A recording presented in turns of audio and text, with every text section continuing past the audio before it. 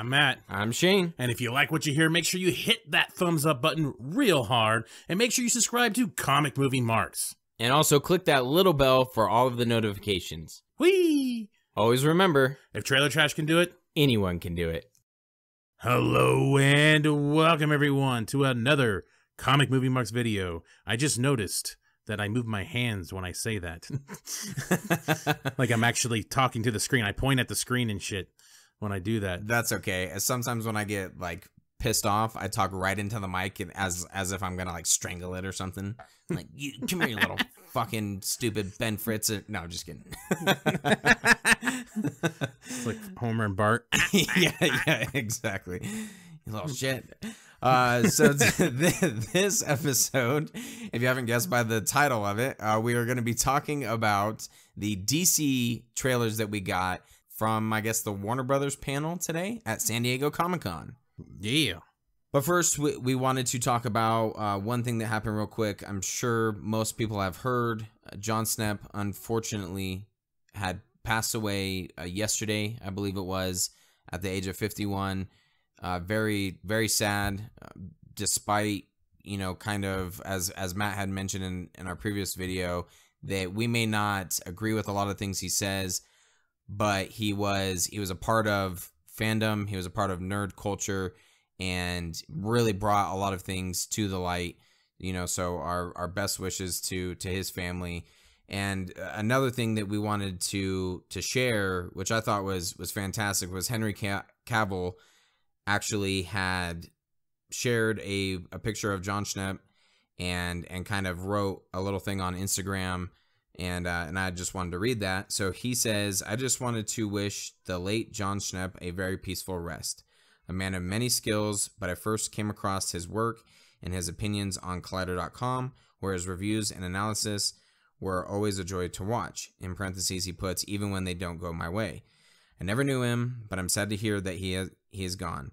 He was the first person I ever heard use the term sweaty in reference to all of us nerds.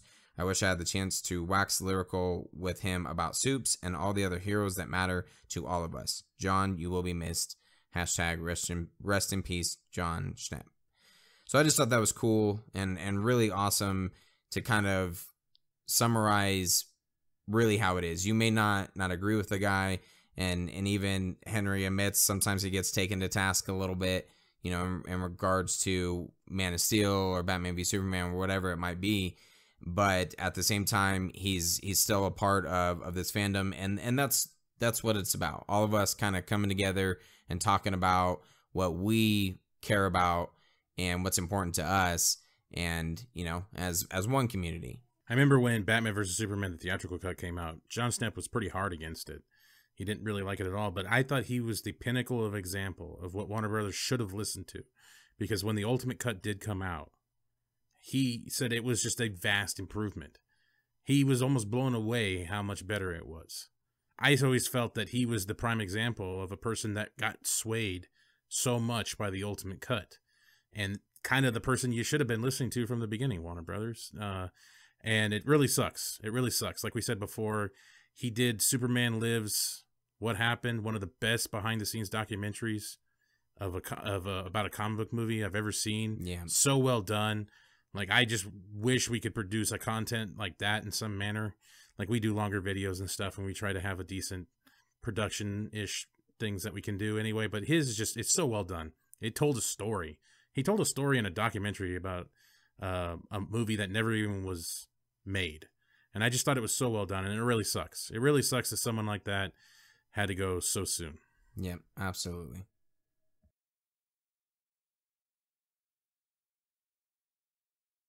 So now, after that, let's talk about some DC trailers. Let's celebrate comic book movies at their finest.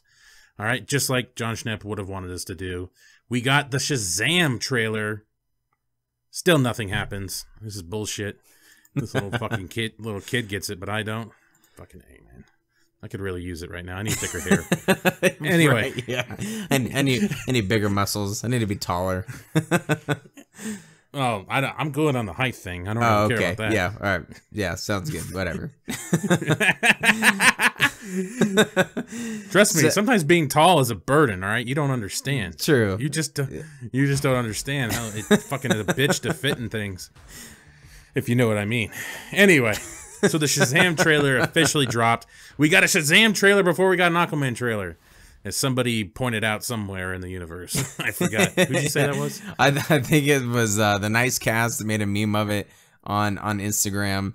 And yeah, he pointed out that Shazam, somehow we got a trailer before Aquaman, even though Aquaman comes out this year. So that's that's pretty entertaining. So on the Shazam trailer, right away, I love the feel of it. This was out of the two DC trailers that we got. This one I actually enjoyed a little bit more than Aquaman.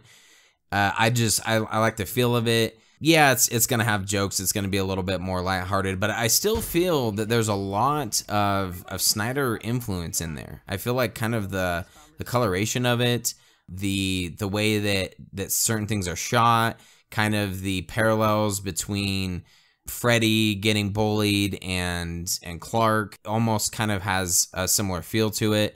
I liked a lot of the Easter eggs that we got just in the trailer, so you know this is a part of the same universe. I think it's fantastic, and it's awesome that it's gonna be more lighthearted, but it's still gonna follow kind of the same lines and feel. It really, when you talk about the color palette, I kind of see what you're talking about, but it's funny how red is the only thing that sticks out. Mm-hmm. Everything else is kind of, a little bit more saturated for the most part, but red, they really focus on red throughout the whole trailer. The subway seats are red, the walls are red, his hood is red, and they really focus on red the whole time. So I actually think that's kind of cool. I really find that awesome that they're focusing on colors. It kind of reminds me a little bit of what Netflix did with Jessica Jones, where a lot of her color was like purple, like backgrounds and stuff would always feel purple. Luke Cage would kind of always feel a little bit yellow, a little bit brighter. It kind of reminds me of that, how everything is a little saturated, but the red really sticks out, and obviously we know why he sticks out red. Right? Hopefully. Yeah. Okay. Yeah. Yep. Hopefully, I would agree, and I think the yellow as well in certain aspects. Obviously, you have the lightning bolt that's glowing, but yeah, definitely the red stands out. So that's a great point. And one of the best points ever brought up in superhero movies ever. How do you piss in a costume like that? Yeah, I don't know. He still hasn't figured it out. So that's a good point. Because that does look like a skin-tight suit. Like, that just looks like a onesie at this point. I don't know. And again, the suit. Come on, people. You can't hate on the suit at this point. The HD picture now, we see it in motion. It looks fantastic. You can see the detail, the cape. Everything just looks touched up so well.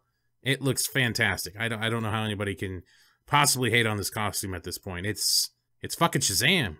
It's fucking Shazam. I think Zachary Levi is playing this character to a fucking T, at least from what we've seen. And like you said, it's Shazam. Like, you look at it, holy shit, that's Shazam. And then you see kind of his experience with these powers, just not knowing what to do. I kind of like this little, like, I guess it kind of makes sense. You have teenagers, so you would probably be able to know this better. But this little, like, testing what you got, super strength. And of course, I don't even know what this is called, but I see kids doing this shit now, this stupid dance. Oh, yeah, it's from, at least I've seen it from Fortnite.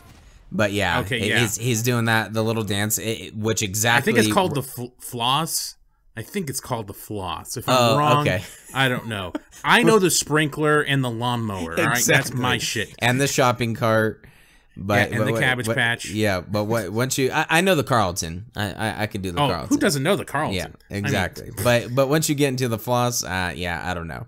I'm glad you brought that up, because that was my exact thought as I'm watching this. Like, of course, kids that age, they would be doing that, and now that he's that age, but it looks like Shazam, and he's just dicking around like, all right, here, look at me just dancing. I do like his Man of Steel callback. Like, fail at flying, but much worse. Yeah. Doesn't go through a mountain, just eat shit on a freaking skate ramp. I do love him charging the phones. Of all the jokes, that probably got me the most. It did. Actually. Phone charge.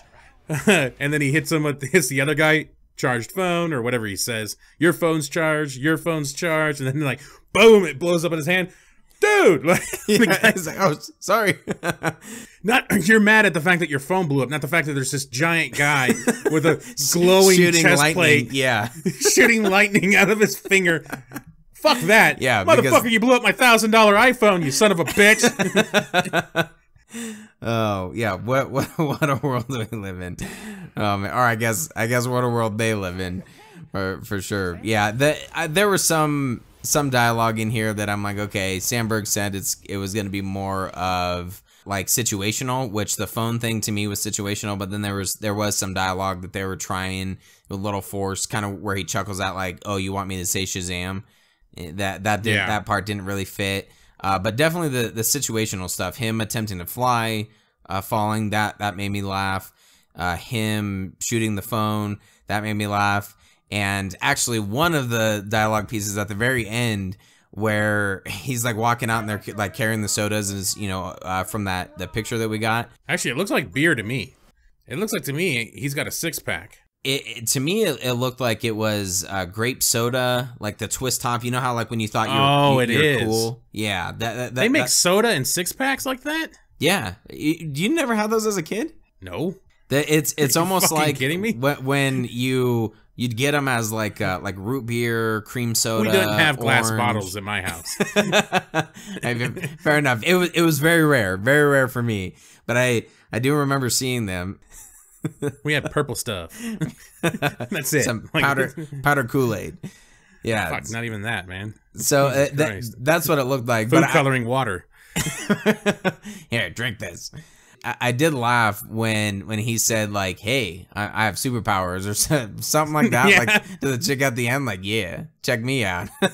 So that part made me laugh too. This does actually confirm though that he's going to be wearing boots. I see in the trailer he's actually wearing boots. So those little gauntlet-looking shoes that he had in that first exclusive picture, looks like they changed up the boots. So now he's got like official boots. I do like the fact when he finds out he's bulletproof. I'm like, wow, come on. And of course the kid whips out the phone, recording it. Yep, which is totally like this generation for sure. Again, Shazam looks good. It's kind of following what we thought it would. Hopefully it does what Sandberg said. That, I mean, there's some people that are worried that it's going to be very gimmicky. It's going to be very Marvel-y in some aspects, that there's going to be tons of quips. But a while back, Sandberg had an interview where he talked about there won't be quips in here. There no throwing around one-liner quips or anything like that. And then he kept having to stress that there's nothing wrong with that. But and then he even said that he knows when there's serious moments and he knows when there could be funny moments. He doesn't want to intertwine them. That's some of my biggest issues with Marvel, is that they don't take any of the shit serious. They rather throw a joke in there to disrupt the flow. So as long as he sticks to what he said, I'm cool with it. I'm going to give it a pass because I know how Shazam has to be. It can't be like a Man of Steel type movie, but right. I do want that balance. I don't want quips and kind of eye-rolling moments when it should be serious. There should be kind of the balance. So I'm hoping that's what we get. All right, let's talk about the Aquaman trailer. This is probably going into Comic-Con, probably one of the most anticipated trailers, because people want to see what the hell's going on. What's it going to look like? Are they talking underwater? How's it going to look? Quite a speculation of what's going on in this movie, and it's here. I love how they throw in the backstory. They get a little bit of backstory in the beginning. Visually, this movie looks phenomenal, and you can see why they waited so long for a trailer, because it probably took a lot of work to get this trailer up to snuff, because just all the visual effects in just this one trailer is astounding. It's incredible. And they all look pretty damn good. And especially in the past where we've had trailers that are like, meh, you know, that like the trailer work, they try to spit out that trailer too fast before they really polish anything up. You know, Black Panther. Anyway, it's kind of nice to see just a good polished trailer. I did laugh though at the beginning of this one because we got the Shazam one where the kid's getting beat up by bullies, and then of course this one starts off with a kid getting beat up by bullies. Yep. They have a bully issue at Warner Brothers, and I think these kids are Warner Brothers, and the kids getting beat up are all the directors. That's my theory. The thing again that I liked about this trailer, and I feel that DC is doing a good job of, is they feel like they belong to the same universe. It still has a lot of Snyder influence, as did Wonder Woman. I think Patty Jenkins stuck with kind of that same palette almost with Wonder Woman. Shazam, we got and I'm talking about the first Wonder Woman, not 84. We didn't really, nothing really came out from that. There, I guess there was some behind the scenes stuff that people who were at Comic-Con got to see, but I digress. So with Aquaman, I liked that it still felt like a very DC movie, but there are touches that James Wan, you can tell that he's taken certain things. There's, as Matt brought up in the Shazam, the reds really stand out. I feel like there's greens, there's golds in this Aquaman trailer that really stand out. And blue. and yep, and blue. A lot of blue jeans. I'm actually looking at one part. God damn, it's a lot of denim. Denim jacket, by the way, real hip. Way to put your kid right in the loser hole. That's why he's getting beat up. Oh wait, the other kid's wearing a denim jacket. Fuck. Maybe try to copy him. I think denim jackets are coming back. I don't know. Not certain on that, but I know fanny packs are, so denim jackets. Well, both these kids that are gonna beat him up have like the flock of seagulls fucking hairstyle here with the overlapping shit. I don't know, man. We probably just went way too old for. I think we did. I like a lot of the premise of this, kind of where the story's gonna go a little bit. I want to know more. I'm intrigued by it. Visually, it looks fantastic. And I'm pretty sure this is going to be Lion King in the water. It seems like Simba coming back to take over the throne. Yep. So it's brothers, it's uncle. No, just kidding. I just want to bring up Lion King again because we brought up Lion King, Godzilla. So, but I think it looks great. It looks phenomenal. I do have a couple issues with some of the one-liners in here. I don't know. Some people may or may not like it, or maybe they think it works for the movie. I don't know.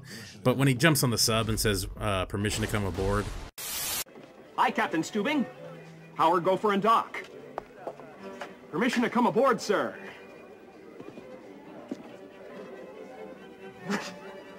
I didn't like that joke, and then at the end when Mira jumps out the plane and he just kind of looks at the pilot, and the pilot's like, she doesn't have a parachute, and he's like, redheads, you know, and she jumps after her, and I'm, what? And they just like pan in on a goat for some reason. I was like, okay. I just don't know why. The way you describe that is actually more funny than how it was displayed in the trailer. Well, thank you, Shane. Maybe I should write their trailers. Just they panning on the goat. Like, why the fuck? That just made me. Well, laugh. they did. They panned on the goat. I know. I remember that. So that just I was like, what the fuck's like? We don't know what the goat does. Is this a magical goat or something? Like, I don't know. Is this the goat that's gonna take over the sea? Like, is this the key? But the war at the end, by the way. Holy shit, dude. Crab versus crocodile? Oh shit. Yeah. Sharks? Shit is Sharks about with to go saddles? Down. I want a shark with a saddle. Or sharks with freaking laser beams on their head. I have one simple request, and that is to have sharks with frickin' laser beams attached to their heads. Oh, Manta, by the way. Holy shit. Holy shit. We need to have a laser eye duel between him and Soups. Yes. We need that. I think more likely he is, because we're going to have, if we do another Justice League, it looks like they want to go in the Injustice League or Legion of Doom. Yeah, Legion of Doom. I kept wanting to say the League of Doom, and I'm like, yeah. That's not well, it. And it was actually making me second guess if it was Legion of Doom, because now I was thinking like, you know, LOD. The wrestlers. Oh, yeah. What a rush! Dun, dun, dun, dun. I'm like, no, that can't be right. Looks great, by the way. That costume just looks awesome. I love what they're doing. It looks like it's a practical costume touched up with CGI. I could be wrong. It could be all CGI. I don't know. But, I mean, when he's taking the helmet off, it looks pretty fucking legit to me. So, hopefully, this all works out well. I love the underwater talking. Works just fine. Anybody that was worried about that, just seems they're talking. They don't give a shit that there's water there. Yep. So, even though it should be like...